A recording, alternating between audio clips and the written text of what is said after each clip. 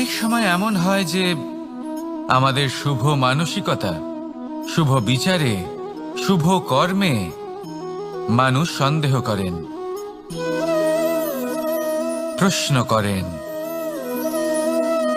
প্রমাণ চান, শুদ্ধতার পরীক্ষা দিতে বলেন, আর তখন নিশ্চিত রূপে কষ্ট হয়। আমরা ভাবি এটাই হলো জীবন। এত শুভ ভাবনা ভেবেও, শুভ কর্ম করেও মানুষ আমাদেরই সন্দেহ করেন। দুঃখ অবশ্যই হয়, কিন্তু দুঃখী হবার কোনো প্রয়োজন নেই। কেন নেই? কারণ যদি কেউ আপনাকে সন্দেহ করে, করতে দিন। সংসারে কি হয় তা দেখুন। এই সংসারে সোনার শুদ্ধতাকেই পরখ করা হয়, কয়লার কটুতাকে নয়। আপনি হলেন স্বর্ণ, তাই আপনার শুদ্ধতা অবশ্যই পরখ করা হবে। সেটা তো হবেই হবে। আপনি নিজেকে দুঃখী করবেন না। আপনার কর্ম শুধু একটাই, স্বর্ণর মতো উজ্জ্বল থাকা। এই সংসার আপনার ভাবনা, চিন্তা, কর্ম এবং শুদ্ধতার প্রমাণ পেতেই থাকবে। তাই আসুন আর আমার সাথে ভালোবেসে বলুন, রাধা রাধা। অনেক সময় এমন হয় যখন মানুষ আমাদের সত্যকে অস্বীকার করতে থাকেন আর মানুষের মিথ্যে কথাগুলিকে গ্রহণ করেন, তাও আবার অত্যন্ত সহজে। তখন আমাদের খুব দুঃখ হয়, বড়ই ক্রোধ হয় মানুষের এই মানসিকতা নিয়ে। কিন্তু এটা জানা অত্যন্ত গুরুত্বপূর্ণ যে এমন কেন হয়। কারণটা কি আপনি? আপনারই কি কোনো দোষ রয়েছে? কখনোই নয়। কারণ হলো এটা যে এই যে সত্য, এই সত্যের মূল্য অত্যন্ত অধিক। এতটাই অধিক যে অনেক সময় অনেক ধনী ব্যক্তিও এর মূল্য মেটাতে পারেন না। সেখানেই যদি মিথ্যের কথা বলি, তাহলে এর মূল্য অত্যন্ত কম। অত্যন্ত সহজে এই মিথ্যে সবার মধ্যে বিক্রি হয়। সত্যি বলতে এটা ভাবা আপনার কর্ম নয় যে লোকে কেন আপনাকে বুঝতেই পারেন না, আপনার সত্য কেন বুঝতে পারেন না। আপনার কর্ম হলো আপনার সত্যের সাথে দাঁড়িয়ে থাকা, সেই সত্যের সাথে চলতে থাকা। কারণ সত্য তার কাছেই আসবে যে সত্যকে খুঁজে নিতে চায়। নয়তো বেশিরভাগ মানুষ মিথ্যেকে নিয়েই প্রসন্ন রয়েছেন। আপনি সত্যের সাথে কর্মের পথে অগ্রসর হতে থাকুন। সত্য বেশি দিন লুকোনো থাকে না। সংসারের সম্মুখে এটা অবশ্যই একদিন আসবে, কিন্তু তখনও সেটা মানুষের ওপর সে বিশ্বাস করবে কি করবে না। আপনি কর্ম করতে থাকুন আর আমার সাথে ভালোবেসে বলুন, রাধা রাধা। জীবনে যখনই আমরা এমন কোনো পথে চলতে চাই যা মূলত কাঁটায় ভরা, ছোট পাথর থাকে যা বিঁধে যেতে পারে, তখন আমরা কি করি? আমরা পাদুকা ব্যবহার করি, আর তারপরে আমরা খুব সরলভাবে সেই পথে অগ্রসর হতে পারি। কিন্তু যদি পাদুকা আর পায়ের মাঝে কোনো ছোট পাথরও এসে ফেসে যায়, তখন কিন্তু আমরা খুব কোমল পথও পার করতে পারবো না। কিছু বুঝলেন আপনারা? এর সারমর্ম হলো এটাই যে আমরা বাইরের যুদ্ধ জয় করতে পারি, সেখানে সফল হতে পারি, কিন্তু তার থেকেও অনেক বেশি গুরুত্বপূর্ণ আর অনেক বেশি কঠিন অন্তরের যুদ্ধ হয়। অন্তরের সমস্যাগুলি হয় লোভ, মোহ, ক্রোধ, লালসা, ভয়। যদি এইগুলি আপনার মধ্যে থাকে, তাহলে আপনি সংসারের যে কোনো স্তরে পৌঁছতে পারেন, অনেক বড় বড় যুদ্ধ জয় করতে পারেন, কিন্তু আপনি সন্তুষ্টি পাবেন না। তাই সর্বপ্রথম নিজেকে শুধরে নিন, তারপরে এই সংসারকে জয় করুন। তবে তার আগে আমার সাথে ভালোবেসে বলুন, রাধা রাধা। কখনো কখনো আমরা কোনো কাজ আরম্ভ করার বিষয়ে ভাবি, তারপর আরো ভাবি, তারপর আরো ভাবি, আর ভাবতেই থাকি। দেখুন, এটা কোনো অন্যায় নয় যে আমরা কোনো কাজ আরম্ভ করার পূর্বে তার বিষয়ে ভাবনা চিন্তা করছি, সেটা বোঝার চেষ্টা করছি, ঠিক আছে। কিন্তু সম্পূর্ণ সময় এই চিন্তায় ব্যর্থ করা উচিত নয়। যদি আপনি বেশি সময় লাগিয়ে ফেলেন, তাহলে সময় আপনার ওপর অবশ্যই রুষ্ট হবে। আর কেনই বা হবে না? আপনি সময় নষ্ট করছেন। আর সেটা উচিত নয়। দেখুন, নিশ্চিতভাবে ভাবনা চিন্তা করুন, বিবেচনা করুন, পূর্ণরূপে করুন, কিন্তু এটাও মনে রাখবেন যে উচিত সময়ের মধ্যে আপনাকে কর্ম আরম্ভ করতেই হবে। যদি ভাবতেই থাকেন তাহলে কর্ম আরম্ভ করতে পারবেন না। আর এই সময় অত্যন্ত বলশালী। যদি একে সম্মান করেন তাহলে তা আপনার সাথে থাকবে, আর যদি না করেন তাহলে থাকবে না। আসুন সময়কে সম্মান করুন আর আমার সাথে ভালোবেসে বলুন, রাধা রাধা। আপনি কখনো ভেবে দেখেছেন কি সেই জিনিস যা আপনাকে সামনে এগোতে বাধা দিচ্ছে? ধরুন আপনি কোনো পথ দিয়ে যাচ্ছেন, পা মুচকে গেলে তা আপনাকে সামনে এগোতে বাধা দেয়। সেইভাবেই জীবনে ক্ষুদ্র চিন্তা আপনাকে সামনে এগোতে বাধা দেয়। দেখুন, যদি কোনো চাক থাকে যার মধ্যে ফাটল রয়েছে, তা আপনাকে ভালো মাটির পাত্র বানাতে দেবে না। ঠিক সেইভাবেই কাউকে ঈর্ষা করলে তা আপনাকে মহান হতে দেবে না। আমি উচ্চস্তরীয় আরো নিচুতে রয়েছে, এই ভাবনা কখনোই আপনাকে উচ্চ স্তরে পৌঁছতে দেবে না। মন থেকে সকল বিকার, ঈর্ষা, মোহ, লোভ, লালসা এই সব ত্যাগ করুন। চিন্তা ভাবনাকে বড় করে তুলুন, ধন্যাত্মক বোধ জাগিয়ে তুলুন, আর সম্পূর্ণ সমর্পিত হয়ে কর্ম করুন। মহানুভবতা আর সাফল্য এই দুই আপনার পদানত হয়ে থাকবে। তাহলে আসুন আর আমার সাথে ভালোবেসে বলুন, রাধা রাধা। এই সংসারে এমন কখনোই হবে না যে আপনি কিছু একটা করলেন কিন্তু তার মূল্য আপনাকে দিতেই হলো না। যে কোনো কাজের জন্য, যে কোনো কর্মের জন্য আপনাকে মূল্য দিতেই হবে। প্রকৃতিও আমাদের এটাই শেখায়। আকাশে দেখুন সূর্যকে, প্রত্যেকদিন আমাদের প্রকাশ প্রদান করেন। এনাকে সূর্য নারায়ণ বলা হয়। ইনি কি মূল্য প্রদান করেন? নিজে জ্বলতে থাকেন। ধরিত্রী মাতা, এই ভূমি, ইনি কি মূল্য প্রদান করেন? প্রহার সহ্য করেন। আমরা এই ধরিত্রীতে প্রহার করে মাটি খুঁড়ে তাতে বীজ বপন করি, তবেই আমরা অন্ন লাভ করি, তবেই ফসল পাই। জীবনে যদি আপনাকে সফল হতে হয়, সম্মান পেতে হয়, যশ পেতে হয়, তাহলে আপনাকে মূল্য দিতেই হবে। যদি আপনি সাফল্য লাভ করতে চান তাহলে দিন রাত আপনাকে ত্যাগ করতে হবে, যেখানে সমগ্র সংসার সন্তোষ অনুভব করছে, আর আপনাকে করতে হচ্ছে পরিশ্রম। যদি আপনি সম্মান প্রাপ্ত করতে চান তাহলে আপনাকে সেই সুখ ত্যাগ করতে হবে যা সবার কাছে রয়েছে। যদি আপনি যশ লাভ করতে চান তাহলে নিজের অন্তরকে মেরে ফেলা আপনাকে শিখতে হবে, তবেই আপনি যশ লাভ করবেন। জীবনে শুধুমাত্র ধন মূল্যবান নয়, কিন্তু এই যে মূল্যের কথা আমি বলছি সেটা যদি আপনি দিতে পারেন তাহলে নিশ্চিত রূপে এটা আপনাকে আরো মূল্যবান করে তুলবে, নিশ্চিত রূপে গড়ে তুলবে। তাহলে এটাই করুন আর আমার সাথে ভালোবেসে বলুন, রাধা রাধা। असतो मा सद्गमय, तमसो मा ज्योतिर्गमय, মৃত্যুর্মা মৃতঙ্গময়। জ্ঞান সেটাই যা অসত্য থেকে সত্যের পথে চালিত করে। প্রকাশ সেটাই যা অন্ধকার থেকে আলোর পথে নিয়ে আসে। জীবন সেটাই যা মৃত্যু থেকে অমরত্বের পথে নিয়ে যায়।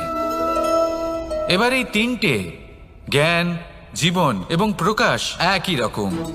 শূন্য থেকে এর উৎপত্তি হয় এবং আস্তে আস্তে আপনার জীবনে বিস্তার লাভ করে। এবার আমরা এটাই ভাবি যে কেমন করে এই তিনটিকে আগলে রাখা যায়। এর উত্তর হলো, এদের আগলে রাখার প্রয়োজনই নেই, ভাগ করে দিতে হবে।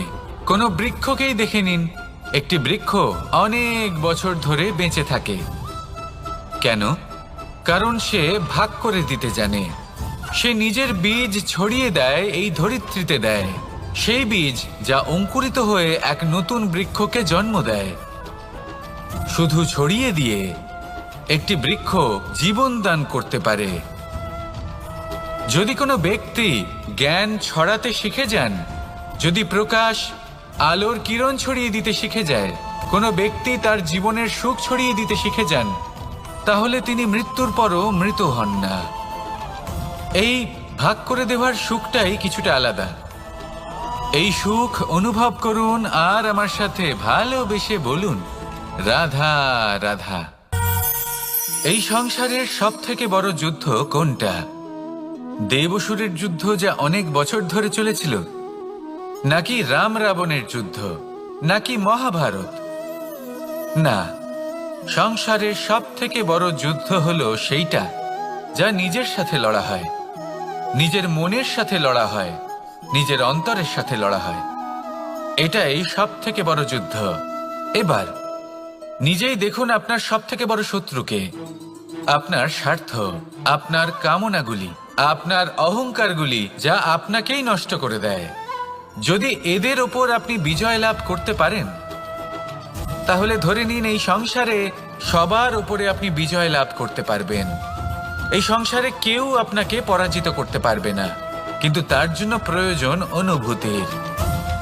অনুভূতি ভালোবাসার, অনুভূতি অনুপ্রেরণার। যে ব্যক্তি ভালোবাসতে পারেন এবং প্রেরণা দিতে পারেন, তিনি চিরকাল জয় লাভ করতে পারেন। নিজের কাছে ভালোবাসার এক অস্ত্র রাখুন আর প্রেরণার এক ঢাল। জীবনে কেউ আপনাকে পরাজিত করতে পারবে না। আসুন আর আমার সাথে ভালোবেসে বলুন, রাধা রাধা। খুব বড় একটা প্রশ্ন করতে চলেছি। এই সংসারের সব থেকে বেশি সুখী কে?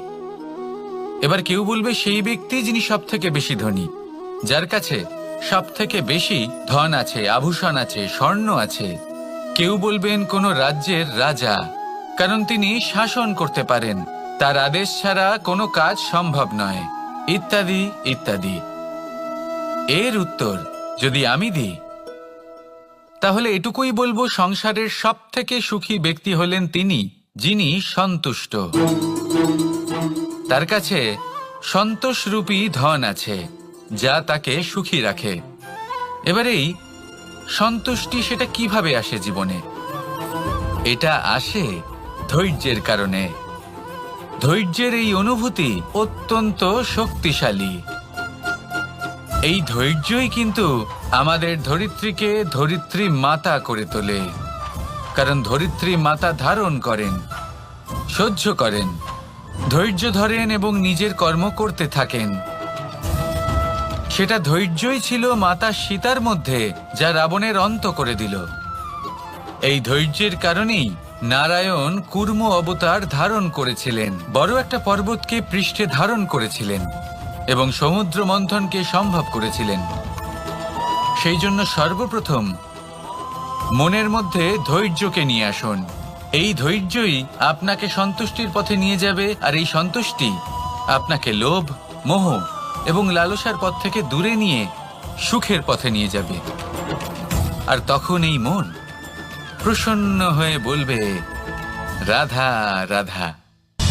মানুষ চিরকাল বড় মানুষ হয়ে উঠতে চায়, সবসময় সেই নিয়ে কল্পনা করে।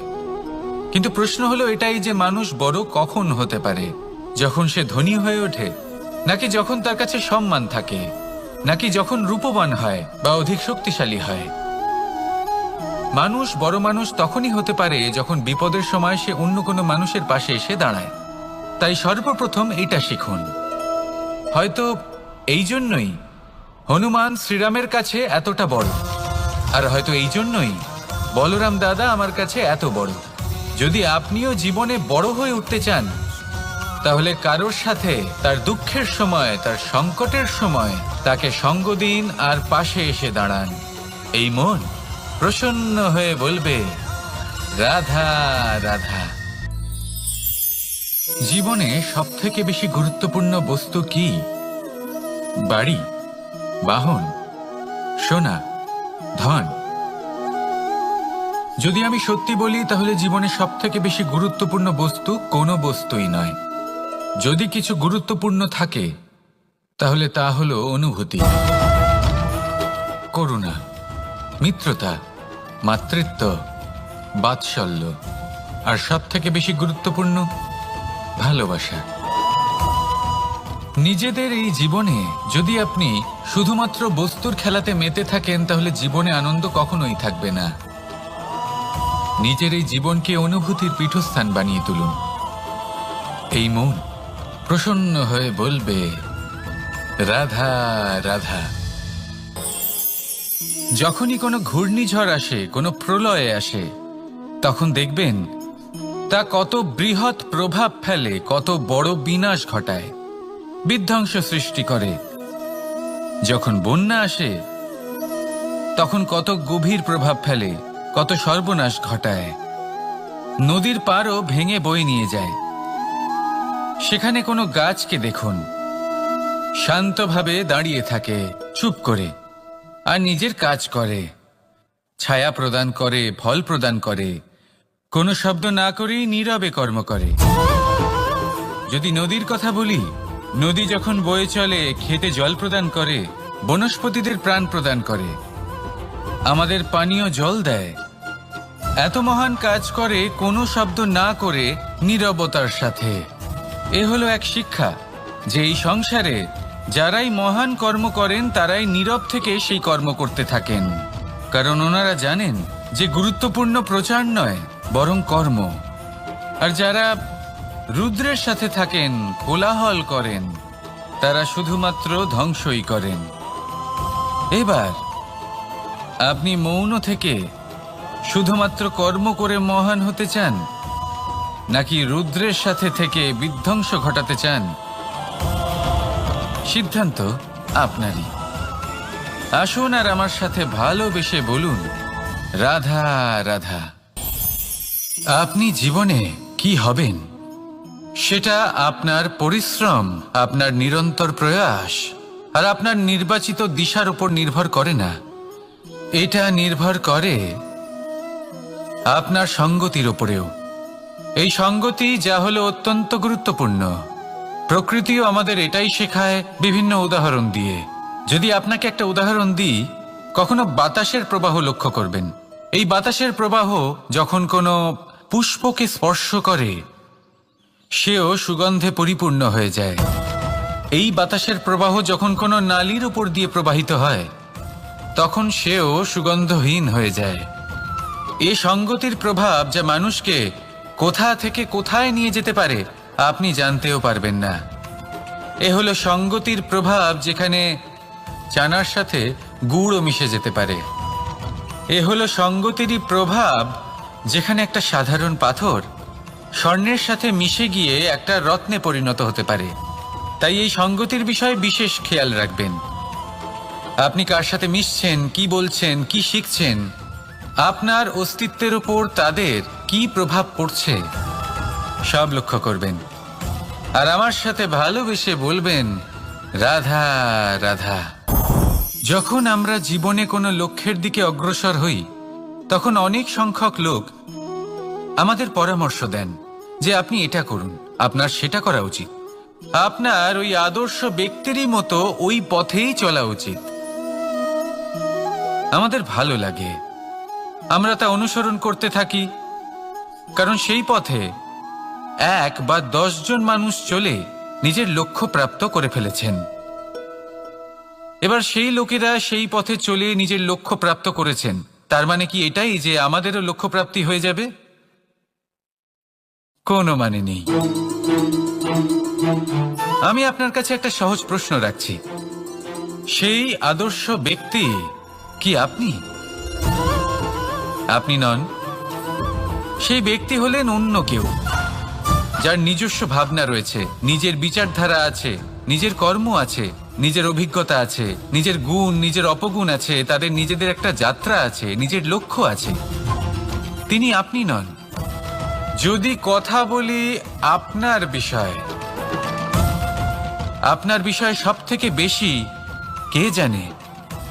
আপনার যাত্রা, আপনার লক্ষ্যের বিষয়, আপনার ভাবনা চিন্তা, আপনার বিচারধারা, আপনার কর্মের বিষয়, আপনার কামনার বিষয়, আপনার অভিজ্ঞতার বিষয়, এই সব বিষয়ে সব থেকে বেশি যদি কেউ জানে, তিনি হলেন স্বয়ং আপনি। তাই নিজের জীবনে কোনো পথ নির্বাচন করবেন আর কিভাবে সামনে এগোবেন, এই নির্বাচনও শ্রেষ্ঠ হবে যদি সেটা আপনি নিজেই করেন। আপনি আপনার জীবনকে নিরীক্ষণ করুন, বুঝুন, আর নিজের লক্ষ্য গিয়ে প্রাপ্ত করে ফেলুন। সমাজের সামনে এমন একটা উদাহরণ আপনি প্রস্তুত করুন যাতে ভিড় আপনার পথে চলতে তৎপর হয়ে ওঠে।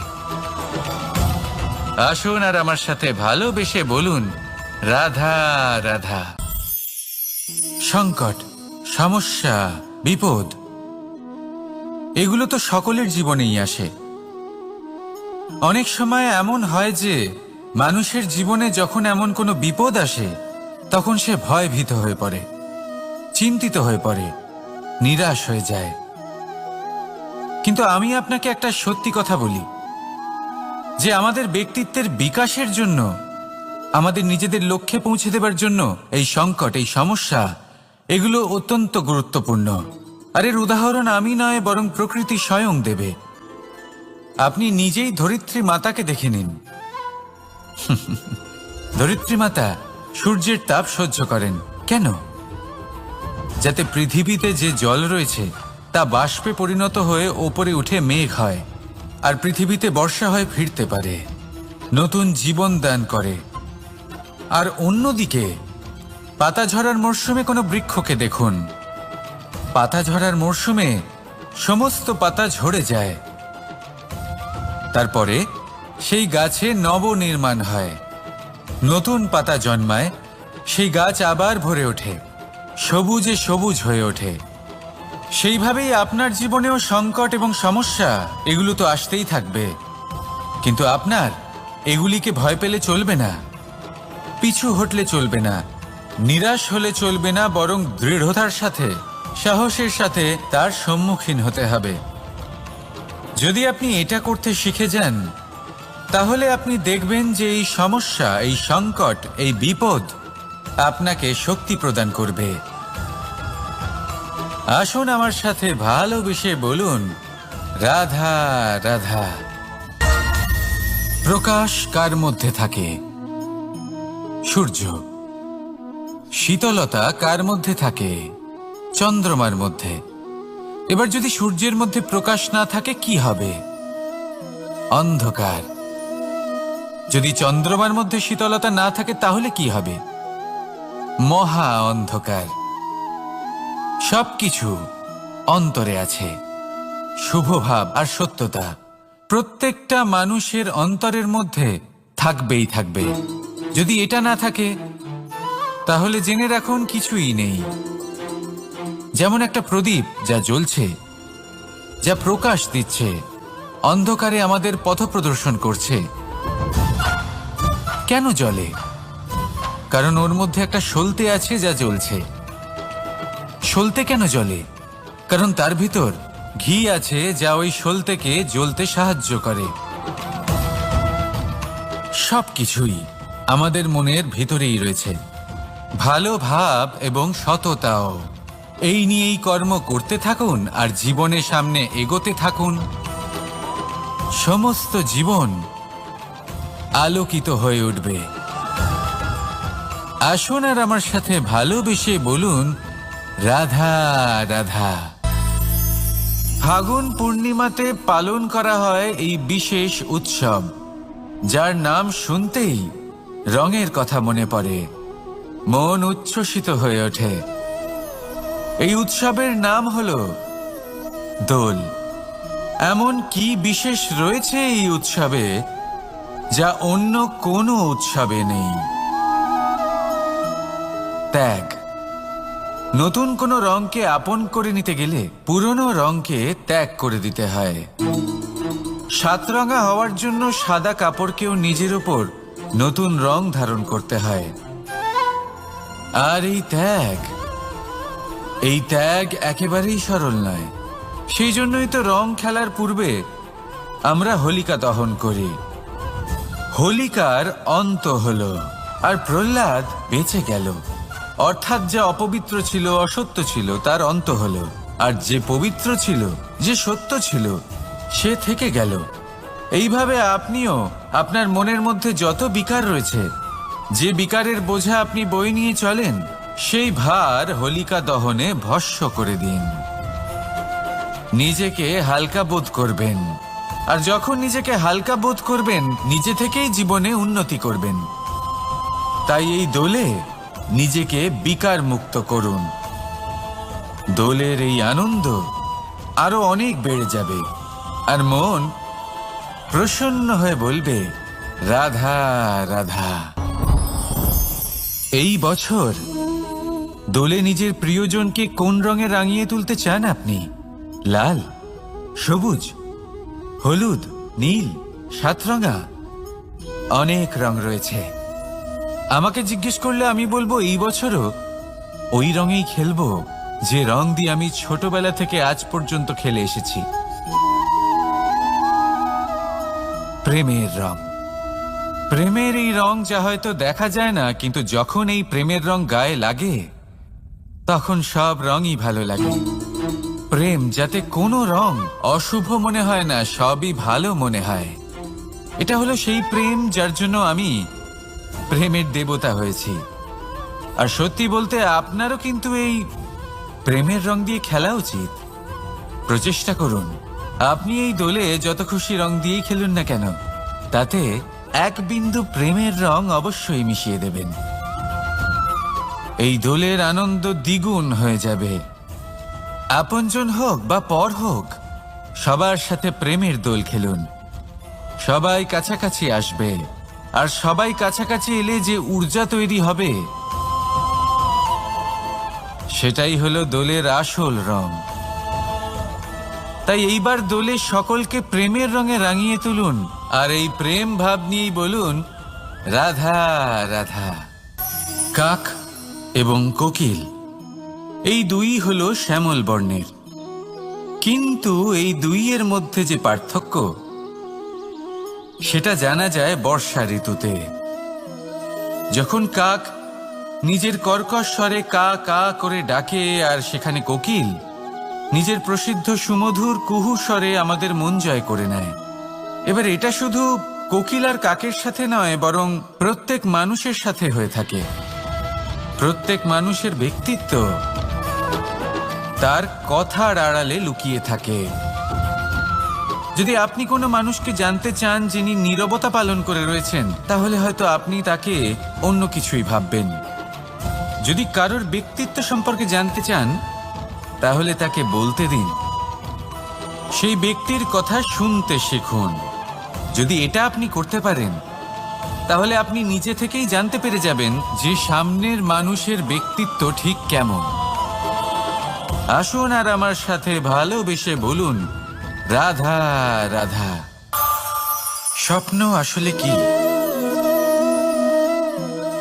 একটা ভাবনা যা আমরা ঘুমের মধ্যে দেখে থাকি, এক অপূর্ণ মনোবাঞ্ছা যা পূর্ণ আমরা ঘুমের মধ্যেই করে থাকি, তাই তো? কখনোই নয়। স্বপ্ন হলো সেই যা আপনাকে জাগিয়ে রাখে। স্বপ্ন হলো সেই যা আপনাকে ভোরবেলা উঠতে প্রতীক্ষা করাবে। স্বপ্ন আমরা ঘুমের মধ্যে তো দেখতেই পারি, কিন্তু সার্থক করার জন্য দিন রাত্রি জেগে পরিশ্রম করতে হবে। যদি এমন করেন তবেই স্বপ্ন পূর্ণ হবে। এবার আপনি আপনার জীবনকে সোনা বানাতে চান, নাকি ঘুমিয়ে নিজের জীবন অতিবাহিত করতে চান, সেই সিদ্ধান্ত আপনারই। আসুন আমার সাথে ভালোবেসে বলুন, রাধা রাধা। কখনো কখনো আমরা খুব ব্যথিত হয়ে পড়ি। আমরা নিজেদের পরিবারের জন্য এত কিছু করি, আর তারা আমাদের দেখলেই ভয়ভীত হয়ে পড়ে, আমাদের দেখলে বিরক্ত হয়। কখনো নিজেদের সন্তানকে বিকাশের পথে অগ্রসর করার জন্য আমরা তাদের উপর একটু জোর দিই যাতে তারা পরিশ্রম করে, কিন্তু সেই সন্তান আমাদের উপর বিরক্ত হয়ে পড়ে। কখনো সন্তানকে সঠিক শিক্ষা দেওয়ার জন্য আমরা তাদের কিছু সীমা নির্ধারিত করি, তখন সেই সন্তানের চোখে নিজেদের জন্য আমরা ঘৃণা দেখতে পাই। মানুষ কেন ব্যথিত হবে না?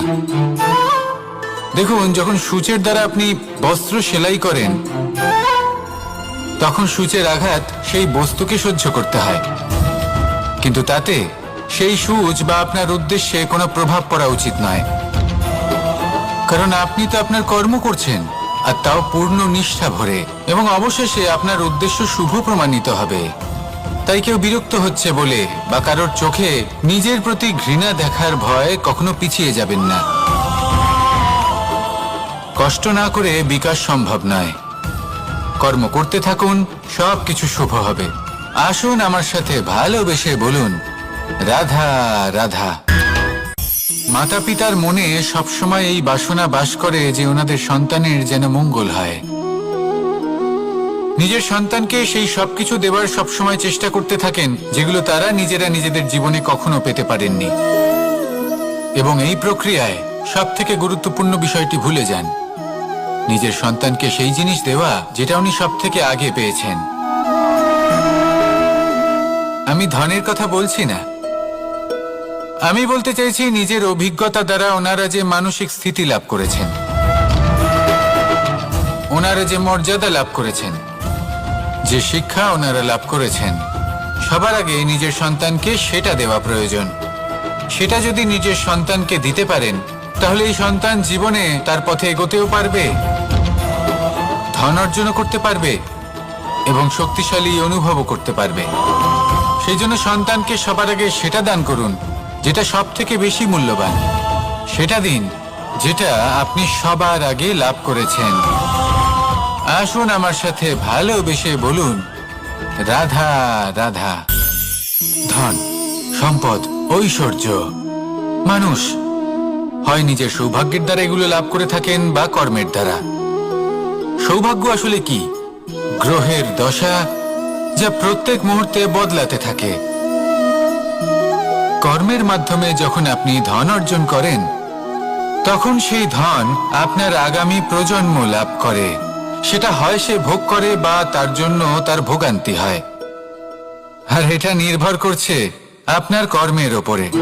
কি কর্ম করেছেন আপনি সেই ধনকে লাভ করার জন্য? যদি আপনি সৎ পথে চলেন, নিষ্ঠা ভরে আপনি কর্ম করে থাকেন এবং তার ফলে আপনি ধন অর্জন করে থাকেন, তাহলে আপনার আগামী প্রজন্ম সেটা ভোগ করবে, সেটা প্রয়োগ করবে নিজের বিকাশের জন্য। কিন্তু যদি আপনি কুকর্ম করে থাকেন, কোনো রকম ছলনা করে থাকেন এই ধন লাভ করার জন্য, তাহলে 100% আপনার আগামী প্রজন্মকে এর জন্য ভুগতেই হবে। তাহলে আপনি কি চাইবেন? যে আপনার আগামী প্রজন্ম সুখ ভোগ করবে, নাকি আপনার কুকর্মের পরিণাম ভোগ করবে? নির্বাচন আপনারই। আসুন আমার সাথে ভালোবেসে বলুন, রাধা রাধা। কর্ণ, সূর্যপুত্র কর্ণ, স্বয়ং সূর্যের পুত্র, দেবী কুন্তির প্রথম পুত্র। সেই কর্ণ যার একটি বাণ আমার রথকে, সেই রথ যার ওপর মহাবলী অর্জুন বিরাজমান ছিলেন, যার পতাকায় স্বয়ং হনুমান ছিলেন, সেই রথকে তার একটি বাণ ধসিয়ে দিতে পেরেছিল। দৈব কবচ কুণ্ডলধারী কর্ণ, সেই কর্ণ যুদ্ধক্ষেত্রে নিজের সমাপ্তির সম্মুখীন হলেন। কারণ কি ছিল? নির্বাচন। দুর্যোধনের সাথে বন্ধুত্ব রাখার জন্য, তার অনুচিত কর্মে কোনোদিন কোনো প্রতিবাদ করেননি, তাকে সঙ্গ দিয়েছেন এই নির্বাচন। যখন দ্রৌপদীর বস্ত্রহরণ হচ্ছিল, তখন তাকে বাধা দেওয়ার বদলে নীরব থাকার নির্বাচন, তার বিরোধিতা কখনো না করার নির্বাচন। এই নির্বাচনই কারণ হয়ে দাঁড়ালো কর্ণের পতনে। এই সংসারে সবার উপকার আপনি স্বীকার করতে পারেন, তাকে সম্মানও করতে পারেন, কিন্তু তার সামনে এতটাও নত হবেন না যে নিজের অন্তর্মনের কথাটা আপনি শুনতে না পান। নির্বাচন যদি ধর্মসঙ্গত হয়, তবেই তা শুভ হয়। আসুন আমার সাথে ভালোবেসে বলুন, রাধা রাধা। ভীষ্ম, একটা মহান নাম, দেবী গঙ্গার সুপুত্র। স্বয়ং বৃহস্পতি এবং পরশুরাম ছিলেন ওনার শিক্ষাগুরু। অত্যন্ত মহান যোদ্ধা ছিলেন, কিন্তু এই মহান যোদ্ধা ইনি ইতিহাসে আজ পর্যন্ত সেই সম্মান পেলেন না যার উনি যোগ্য ছিলেন। কারণ নির্বাচন। রাজ সিংহাসনের সেবা করার প্রতিজ্ঞা নিয়েছিলেন উনি। এবার রাজ সিংহাসনে যেই বসুক না কেন তার সেবা করা, তার প্রত্যেক আদেশ পালন করা, এটাই ছিল ওনার প্রতিজ্ঞা। তা সেই ব্যক্তি উচিত হোক বা অনুচিত, সে উচিত পথে চলুক বা অনুচিত পথে চলুক, সুপাত্র হোক বা কুপাত্র, উনি তার সেবা করতে থাকলেন, তার প্রত্যেক আদেশ পালন করতে থাকলেন, নিজের প্রতিজ্ঞা পালন করতে থাকলেন। ধৃতরাষ্ট্র নেত্রহীন অবশ্যই ছিলেন, কিন্তু এতটাও নেত্রহীন ছিলেন না যে উনি প্রজাদের চোখের জল, ধর্ম অধর্ম দেখতে পাবেন না। উনি সব বুঝতে পারতেন। আর এদিকে ভীষ্ম নিজে প্রতিজ্ঞাবদ্ধ হয়েছিলেন।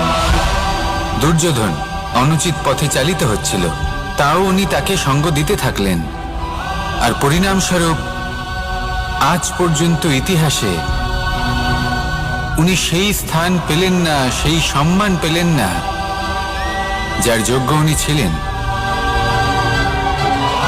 যদি আপনি কোনো প্রতিজ্ঞা করে থাকেন, তা সে যতই কোনো উচিত কারণের জন্য হোক না কেন, যদি আস্তে আস্তে সময়ের সাথে সেই প্রতিজ্ঞা আপনাকে অনুচিত পথে চালিত করে অধর্মের পথে নিয়ে যায়, পাপের পথে নিয়ে যায়, তাহলে সেই প্রতিজ্ঞা ভঙ্গ করা অত্যন্ত আবশ্যক। সময় অনুসারে নিজেকে বদলানো আবশ্যক, নয়তো এই প্রতিজ্ঞা আপনাকে দিয়ে পাপ কর্ম করাবে, কুকর্ম করাবে, আর আপনার বিনাশের কারণ হবে। আসুন আমার সাথে ভালোবেসে বলুন, রাধা রাধা। অশ্বত্থামার মৃত্যু হলো। কেউ জানে না সে মানুষ নাকি হাতি। এই বাক্য কে বলেছিলেন? সাক্ষাৎ ধর্মরাজ যুধিষ্ঠির। সেই যুধিষ্ঠির যিনি নিজের জীবনে কখনো মিথ্যে বলেননি, কিন্তু উনি এমন কিছু নির্বাচন করেছিলেন যার জন্য চিরকাল শুধুই মহারাজ যুধিষ্ঠির হয়ে থেকে গেলেন, কখনো অভিমন্যুর সমান হতে পারলেন না। যখন দ্যুত ক্রীড়ার আমন্ত্রণ এসেছিল, তখন মহারাজ যুধিষ্ঠির সেটা অস্বীকার করতেই পারতেন, কিন্তু করলেন না। অহংকারের জন্য সেই আমন্ত্রণ গ্রহণ করলেন উনি, এবং অহংকারের জন্য করা এই নির্বাচন ওনাকে সাধারণ করে রেখে দিল। নিজের গুরু দ্রোণাচার্যকে পরাজিত করার জন্য একটি মিথ্যে কথা বলেছিলেন। অশ্বত্থামা মারা পড়েছে, আর তারপর গ্লানিমাখা কণ্ঠে ধীরস্বরে বলেছিলেন, জানি না সে মানুষ না হাতি। কিন্তু অর্ধসত্য হোক বা সত্য লুকোনো হোক, তা হলো মিথ্যের সমান, এবং প্রত্যেকটি কর্মের ফল মানুষ অবশ্যই ভোগ করে। এই নির্বাচনের কারণে যুধিষ্ঠিরকেও নরকবাস করতে হয়েছিল। তাই নিজের কর্ম শ্রেষ্ঠ করে তুলুন, কারণ এটাই সুনিশ্চিত করবে যে আপনি এই সংসার থেকে বিদায় নেওয়ার পরেও জীবিত থাকবেন নাকি নয়। আসুন আমার সাথে ভালোবেসে বলুন, রাধা রাধা। মহাভারতে অনেক যোদ্ধারা অংশগ্রহণ করেছিলেন। সবাই ছিলেন শ্রেষ্ঠ কুলের। কেউ কেউ ছিলেন বড় বড় রাজ্যের রাজা, কেউ কেউ ছিলেন দেবতার পুত্র। এনারা সবাই অংশ নিয়েছিলেন। এনারা সবাই শ্রেষ্ঠ কুলের, প্রত্যেকে ভালো পরিবেশ পেয়েছেন। কিন্তু সেখানেই অন্যদিকে ছিল বারবারিক, অসুরপুত্র বারবারিক। এবং এই অসুরপুত্র বারবারিকই এই সময় দাঁড়িয়ে ভগবান রূপে স্থাপিত হয়ে আছেন। পুজো করা হয় তাকে। কারণটা কি? নির্বাচন। বারবারিক একটি দ্বন্দ্বের মধ্যে ছিলেন, ঠিক যেমন প্রত্যেক যোদ্ধার জীবনে দ্বন্দ্ব এসে থাকে। তখন সে কি নির্বাচন করবে সেটা হলো অত্যন্ত গুরুত্বপূর্ণ। বারবারিকের কাছে এত শক্তি ছিল যে একটি মাত্র বাণ প্রয়োগ করে সবাইকে নাশ করতে পারত। দ্বন্দ্ব ছিল একটাই, যে ও নির্বাচন করতেই পারছিল না কোন পক্ষ হয়ে যুদ্ধ করবে। ওর নির্বাচন ছিল এটাই যে ও কোনো পক্ষের হয়েই যুদ্ধ করবে না, বরং নিজের মস্তক সে দান করবে। আর এই কর্মের কারণে, এই নির্বাচনের কারণে আজকের সময়ে দাঁড়িয়ে ওকে ঘাটুশ্যাম রূপে পুজো করা হয়। মনে রাখবেন, শুধু আপনার ব্যক্তিত্ব গুরুত্বপূর্ণ নয়, আপনি কোথা থেকে আসছেন, কোন কুলে আপনার জন্ম, শুধুমাত্র সেটা গুরুত্বপূর্ণ নয়। সব থেকে বেশি গুরুত্বপূর্ণ হলো আপনার কর্ম, আপনার নির্বাচন। আসুন আমার সাথে ভালোবেসে বলুন রাধা রাধা।